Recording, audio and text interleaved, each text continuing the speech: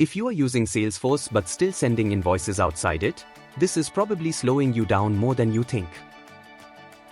You create invoices somewhere else, track payments manually, and your CRM is always out of sync. Here's how it works instead. Everything stays inside Salesforce. You create the invoice directly from your Salesforce record. No copying data, no switching tools.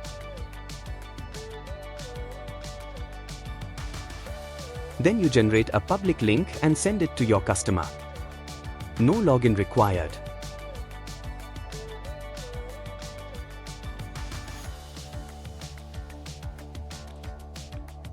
The customer opens the link and pays using Stripe.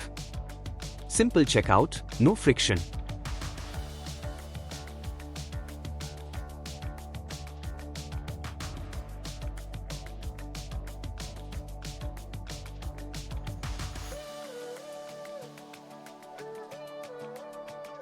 And once they pay, the invoice updates automatically inside Salesforce. No manual tracking. No switching tools. Just a clean invoice-to-payment flow inside Salesforce.